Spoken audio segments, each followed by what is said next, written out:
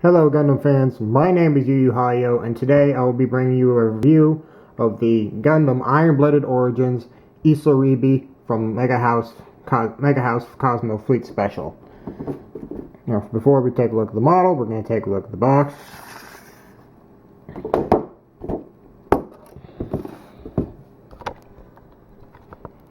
So here is the box.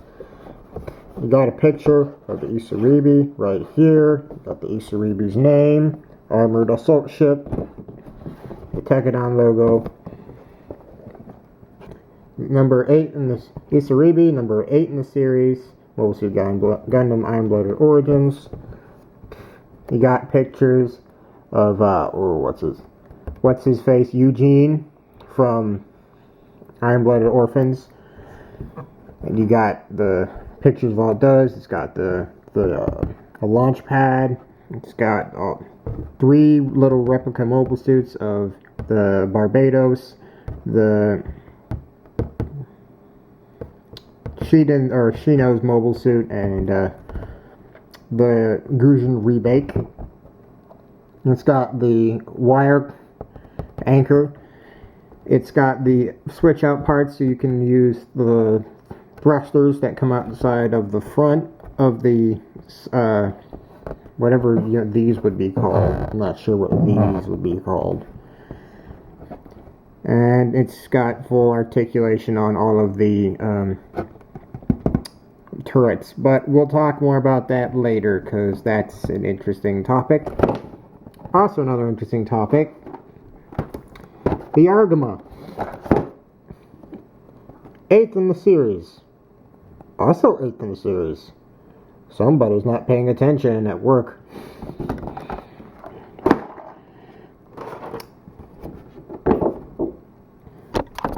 Alright, so back to the model.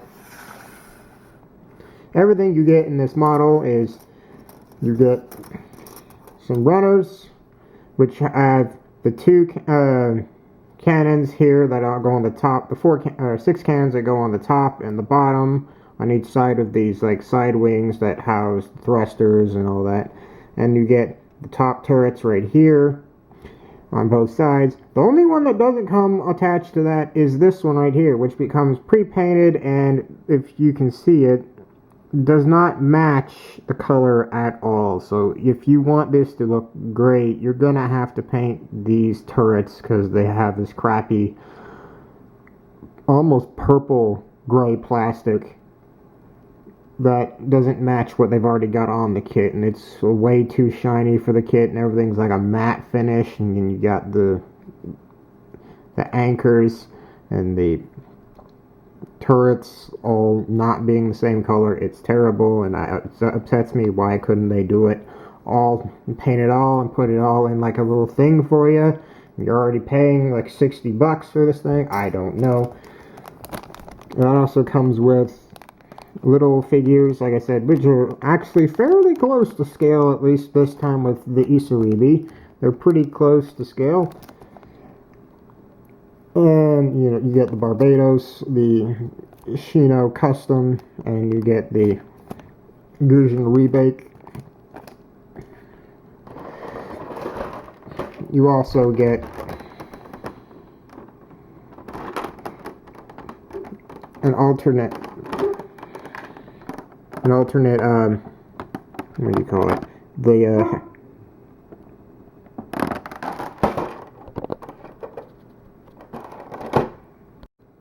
Jump cut. Okay, so as I was saying, I don't know why I can't think of the name for this, but you get an alternate raised bridge for the Isaribi, which we'll talk about in a minute. And be quiet, dog.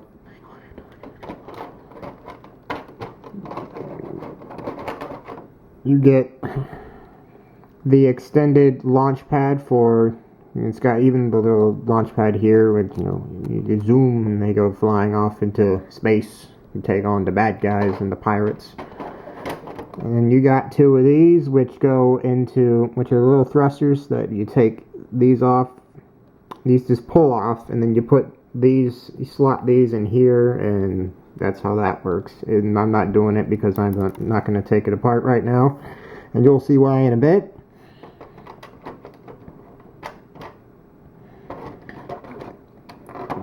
It also comes with 2 of these little numbers. These are just like little attachment points for the cord for the anchor that slot right in here. You pull these out, you put these in. I'll show you that in a bit. And then you get the long anchor cord, which is, you know, pretty decently sized, and you could do some real serious action poses and stuff with this. Although I will admit, once you put that anchor thing in there, you either better be hoping that you're not going to take that out ever again, and that's the pose you want it to be in forever, because getting these little attachments in and out for that is not easy. Well, getting them in is easy, getting them out is not. In fact, I would say you would need some needle nose pliers if you're going to pull those attachments out. Now, onto the model. You get also a base with it, you know, it's fairly standard base. It comes with all the Cosmo Fleet specials, you know, the model just sits in there really nicely, it just doesn't do anything. The model does have, you pull this off, and it does have a port here for an action base, like a Tom Machine Nation stand. And you got a bit of mobility here, like this goes up and down for this fin. And all these turrets rotate, but I'm not going to do it because these are impossibly thin and tiny, and it just scares me to even think about touching. And also for these things, all they do is they've got these rails right in there, these little grooves, and the 2 parts right here just slot in there, and that's all that's holding them in there is friction and hope. So if you touch these, they often will pop out and fly like 3 feet away because they're just under like so much stress being held in there. So I would recommend, if you do not care about posing them in any way, shape, or form, then I would glue them in, or find a place that you want them to be in on this model and glue them in, because otherwise you're going to lose these things like crazy if you end up like messing with this thing a lot. It's got a nice Tekadon, very cleanly executed Tekadon symbol right there.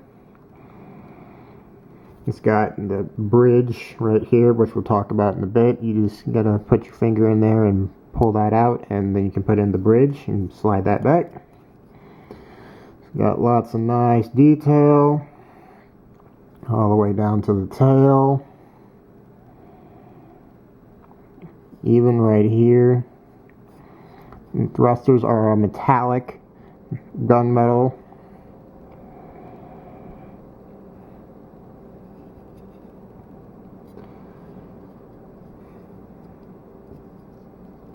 Alright, so enough about that. We will take these out, and we will give the anchors a shot.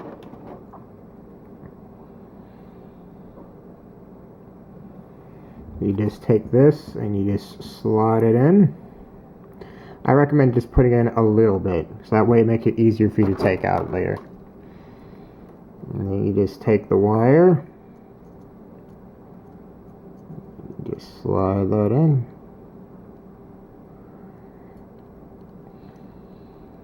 Oh, shit. That went in a lot deeper than I thought it was gonna.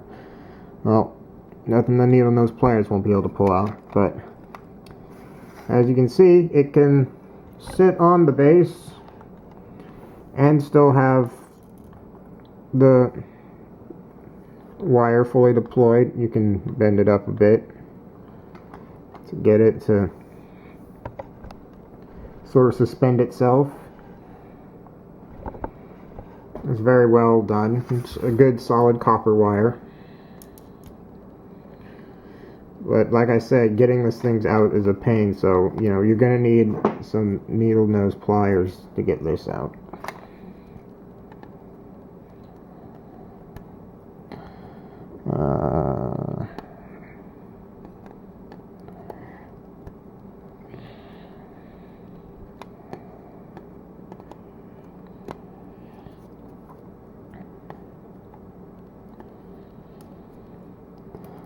There we go. Kind of mangled it up a little bit here at the end because the needle nose pliers, the teeth on the needle nose pliers really have to dig in there to pull it out. But sanding, and if you're not going to paint it, sanding and all that will take care of that. But like I said, I'd recommend if you choose if you want to keep that in there or not, because otherwise I'm not keeping that in there because I don't like having to mar my models and pull out pliers just to put them back together, and every time I want to do something with it.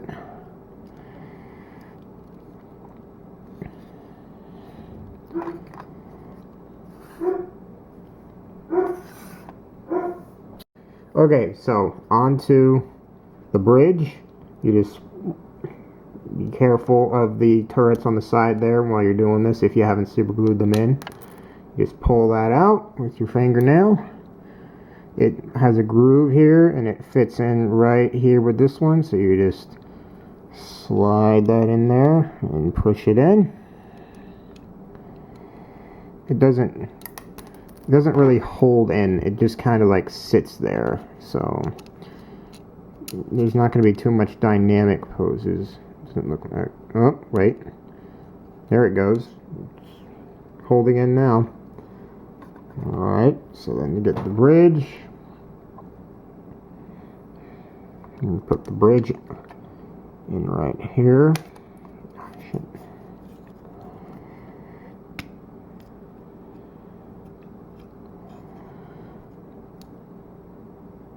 Again, being very careful of these turrets because they are very finicky.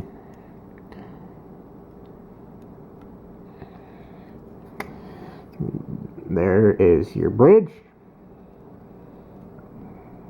Really well done. It's a very good representation of the Isaribi. There goes the protective plate for the bridge.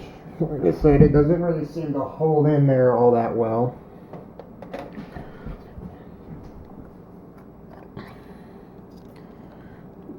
You just now for the launch pad, you just gotta pull on this front part right here. This whole piece will just slide out like that, and you get your new launch pad. And you just slide that in, and boom, now you're getting ready to launch the Barbados into action and kick major ass.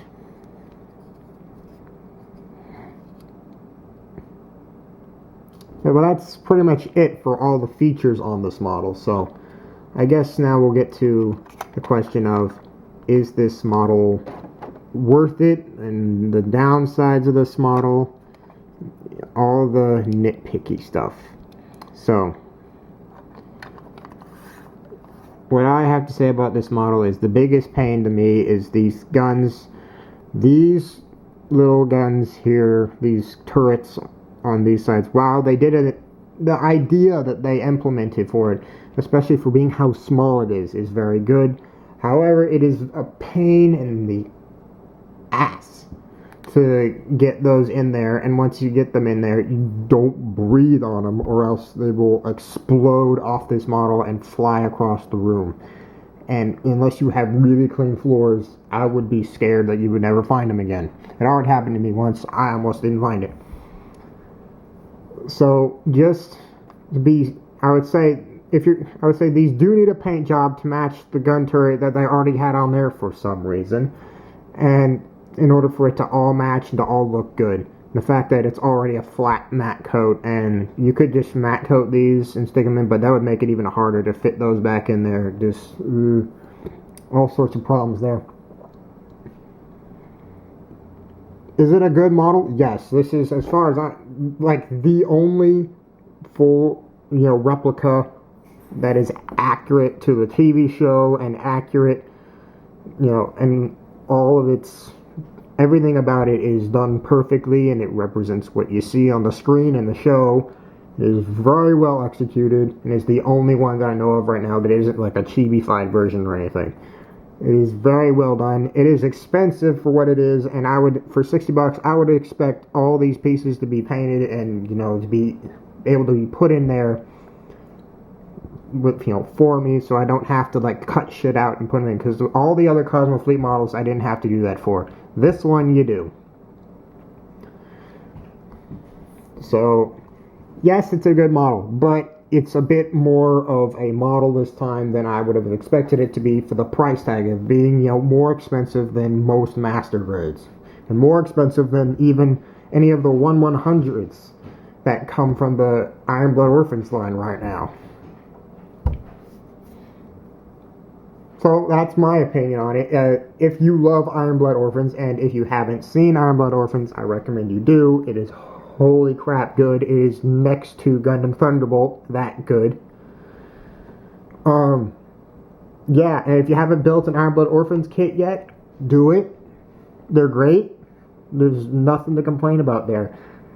And if you love Iron Blood Orphans, you will love this. And it will look great on your shelf, and it will be intimidating. It is, honestly, the only thing I have to say is, it is actually, slightly bigger than longer than any other of the Cosmo Fleet models. Just, by, a hair. That much. Just the tail. If you cut off the tip of the tail back here, it would be that much longer. Which is interesting. But that's all I have to say about it. It's a good model. It's expensive for having to put so much effort into putting this stuff together. When you expect it to be, already assembled in the package. But it's still a good model. So that's my opinion. I'd like to hear what you think about it. If you own it, if you don't own it, if you want to own it, and what other Cosmo Fleet models you're interested in. I still have the Megafauna. I have not reviewed it yet because I need to do something. The wings on the Megafauna comes on a separate runner, and the color underneath, it's a clear coat of yellow metallic on top of red. And if you cut them off, you will mar that thing incredibly. And if you sand it, you will mar that thing incredibly. And you have to paint it if you're going to pull it off the runner, which is infuriating. So I'm going to say that I will do that sometime, but it will be a while before I do that. Because I'm just still waiting to get my airbrush set, and I need to do some practice. So, beyond that, this is Yu Yu Hayo, signing off. Later.